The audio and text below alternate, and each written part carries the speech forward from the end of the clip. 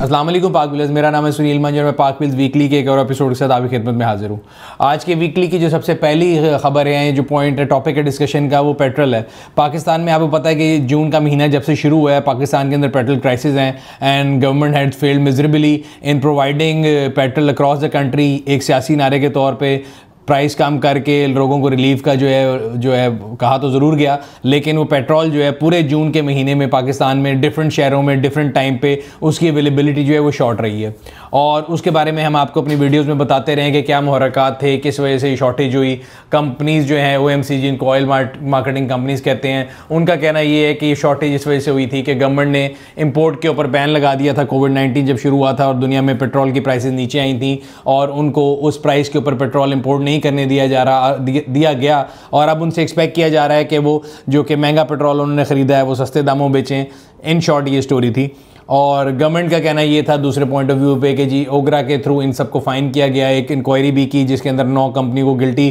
करार दिया गया और उनको फ़ाइन किया गया है, किसी को 2 करोड़ रुपए, किसी को 1 करोड़ रुपए, किसी को 50 लाख रुपए। बड़ी बड़ी OMCs के लिए ये जो है पीनट्स के बराबर है और मेरा ख्याल है वो इस फ़ाइन को देने पे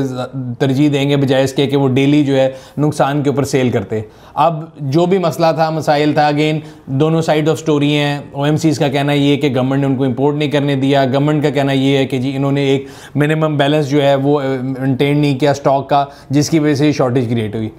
एट द एंड कंज्यूमर जो है उसको नुकसान रहा, मुझे और आपको, जो कि 70 रुपए का एक नारा लगाया गया कि उस पर आपको पेट्रोल मिलेगा, वो आपको नहीं मिला। अब सुनने में ये आ रहा है कि वो जो रेगुलर फ्यूल है उसको भी डीरेगुलेट करने जा रहे हैं, जो कि OMCs का मुतालबा था कि जी आप उसको छोड़ दें फ्री फॉल मेथड के ऊपर और कंपनियां जो हैं वो खुद ही डिसाइड कर लें। इसका मतलब ये है कि अगर आप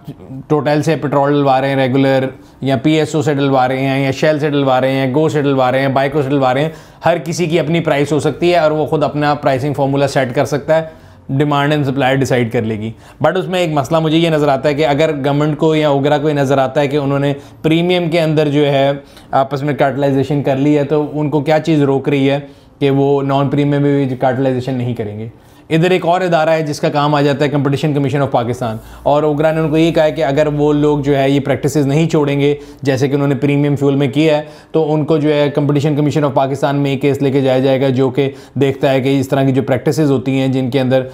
आप मोनोपोलिटिक बिहेवियर आ जाता है या आप कार्टलाइजेशन कर लेते हैं, तो वो उसका जो है तदारुक करता है। एक टर्म यूज़ की जाती है पेट्रोल प्राइसेस के अंदर IFEM, जो कि इनलैंड फ्रेट इक्वलाइजेशन मार्जिन है। उसका मतलब ये होता है कि पूरे पाकिस्तान में अगर आप फ्यूल की प्राइसेस देखें वो कांस्टेंट की जाती हैं और जो फ्रेट है, हालांकि जो इलाका रिफाइनरी के करीब है उसमें फ्रेट कम आना चाहिए, जो दूर है उसमें ज़्यादा आना चाहिए, बट उसको एक IFEM के तहत, उस फार्मूले के तहत, जो इनलैंड फ्रेट इक्वलाइजेशन मार्जिन है, उसके तहत जो है पूरे पाकिस्तान में एक ही रेट चार्ज किया जाता था। जब आप इसको डीरेगुलराइज कर देंगे तो IFEM जो है वो भी ख़त्म कर दिया जाएगा।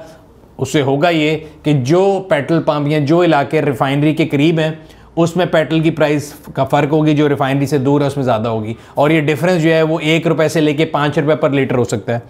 सो अगेन ये एक, मुझे लगता है कि एक नया पेंडोरा बॉक्स खुल जाएगा और एक बहुत मुश्किल फार्मूला आ जाएगा या एक बहुत डिफरेंट किस्म की चीज़ आएगी, और मुझे नज़र आता है कि इससे पेट्रोलियम की जो प्राइसेस हैं उसके अंदर मज़ीद जो है मसले मसाइल जो हैं बहुत ज़्यादा हो जाएंगे, बिकॉज उसकी जो है ना मॉनिटरिंग वो एक डिफ़िकल्ट टास्क होगी। बट लेट्स सी ये कैसे चलता है। अगर हम कंपेयर करें कि पिछले साल के इस क्वार्टर को और इस साल के इस क्वार्टर को कंपेयर करें तो 74% डिप आई है इन इम्पोर्ट ऑफ ऑयल।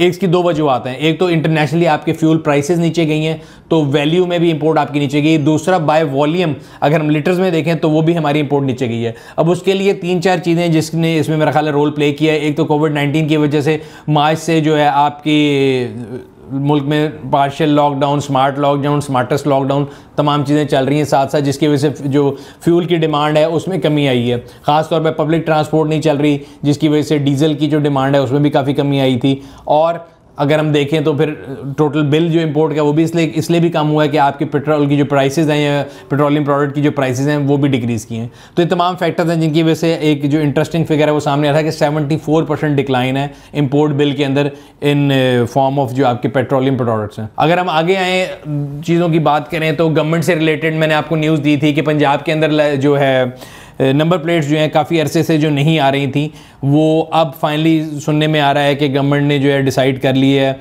और एक्साइज एंड टैक्सेशन के जो मिनिस्टर हैं उन्होंने इस बारे में बयान दिया है कि उन्होंने जो ठेका है वो NRTC जो है कि सरकारी इदारा है उसको ही दे दिया है, और वो पहले वाले ही रेट्स के ऊपर जिनमें तकरीबन 1100-1000 रुपये की नंबर प्लेट गाड़ी की है और 500 रुपये की मोटरसाइकिल की है, उस पर जो है वो प्रोवाइड करेंगे। अगर आपने ये देखना है कि इनकॉम्पिटेंस या कितने अरसे की थी, तो तकरीबन 2 मिलियन कंज्यूमर ऐसे हैं पंजाब के अंदर जिन्होंने ये पेमेंट की हुई है और उनको नंबर प्लेट्स नहीं मिली। दूसरी न्यूज़ पंजाब के अंदर कंप्यूटराइज लाइसेंस को लेके है, हम उसके ऊपर भी पाक व्हील्स ब्लॉग पे आप पढ़ सकते हैं कि पंजाब के अंदर पेपरलेस लाइसेंसिंग शुरू कर दी गई, जिसका मतलब ये है कि आप अपने नेशनल ID कार्ड के तहत ऑनलाइन डिजिटल एप्लीकेशन जो है वो फिल करके अपना लाइसेंस रिन्यू भी करवा सकते हैं, बनवा भी सकते हैं। उस बारे में कई लोगों ने मेरे से सवाल भी किया कि क्या उसमें ड्राइविंग टेस्ट की शर्त नहीं होगी, तो ऐसा नहीं है, ड्राइविंग टेस्ट के बगैर आप लाइसेंस नहीं ले सकते, आपको ड्राइविंग टेस्ट देना पड़ेगा। बट इससे होगा ये कि आपकी जो एक लॉन्ग पेपर वर्क था वो ख़त्म हो जाएगा और आपकी जो सोशल डिस्टेंसिंग है उसको रखते हुए आपका लाइसेंसिंग का जो प्रोसीजर है वो बड़ा आसान हो जाएगा। इसी सिलसिले में अगर मैं आपको एक और न्यूज़ या अपडेट दे दूं, तो जितने भी यूज़र्स हैं गाड़ियों के, ऑटोमोटिव्स के, उनके लिए मैं आपको बताता चलूँ कि जून जुलाई का जो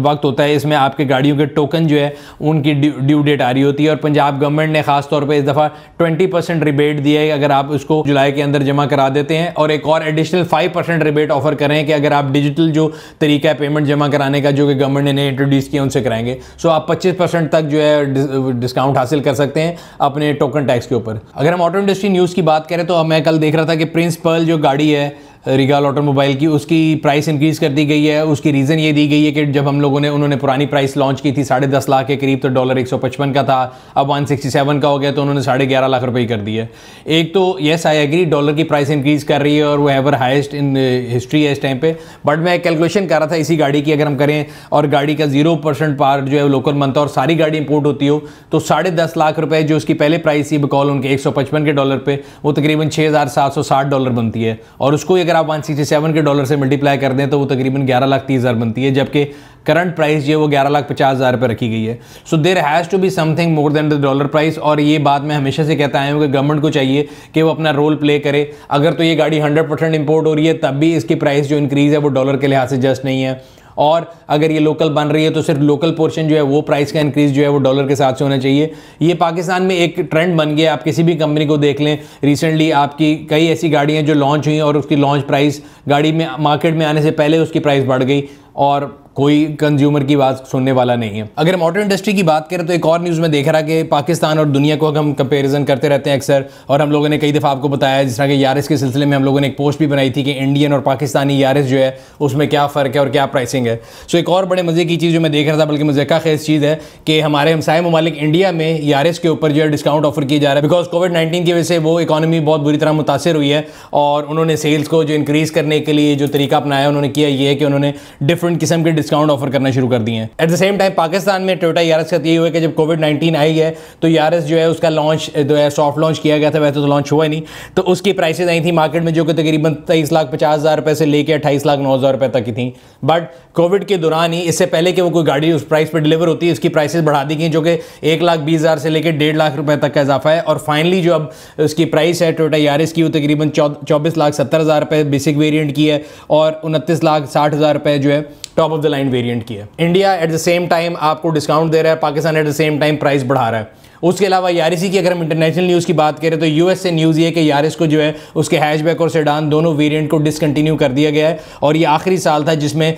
अमेरिका की मार्केट में यारिस जो है वो आ रही थी, और इसकी रीज़न ये है कि उसकी जो सेल है वो बहुत ज़्यादा डाउन थी। इस पूरे साल में तकरीबन जो अगर हम बात करें मई के अंदर तो 167 यूनिट जो है सोल्ड हुए थे यारिस के अमेरिका में। सो ये यारिस के लिए अमेरिका में आखिरी साल है। सो ये तो थी यारिस को लेकर न्यूज़ और उसका पाकिस्तान और इंटरनेशनल मार्केट कंपैरिजन। आखिर में एक पॉजिटिव न्यूज़ जो मेरे ख्याल से मुझे बड़ी इंपॉर्टेंट न्यूज़ लगती है, और मैं खुद बीइंग एन ऑटो एंथुसियास्ट इस चीज़ का बहुत अरसे से शिकार रहा हूँ, और तमाम लोग जो गाड़ियाँ पाकिस्तान में इस्तेमाल करते हैं वो इससे एग्री करेंगे। पाकिस्तान में जो फ्यूल की क्वालिटी थी, बेशक डीजल हो या पेट्रोल हो, वो बहुत बुरी थी, जिसकी वजह से गाड़ियों की परफॉर्मेंस जो है बहुत बुरी तरह से इफेक्ट होती थी। खास तौर पर अगर हम डीजल गाड़ियों की बात करें तो पाकिस्तान में यूरो 1 या यूरो 2 डीजल मैक्सिमम अवेलेबल था, जबकि गाड़ियाँ जो कि इंटरनेशनली BMW, मर्सिडीज या कोई भी गाड़ी है वो तमाम यूरो 4+ स्टैंडर्ड के ऊपर ऑपरेट करती थी, और यही वजह है कि पाकिस्तान में डीजल गाड़ियां बुरी तरह नाकाम हो रही थी, जबकि दुनिया में डीजल गाड़ियाँ जो हैं वो चल भी रही थी और बन भी रही थी। जो मलिक आसिम अमीन साहब हैं, क्लाइमेट चेंज के जो एडवाइज़र हैं और मिनिस्टर हैं, उन्होंने एक ट्वीट की थी जिसमें बताया गया कि पाकिस्तान जो है वो शिफ्ट कर रहा है यूरो 2 से यूरो 5 पे।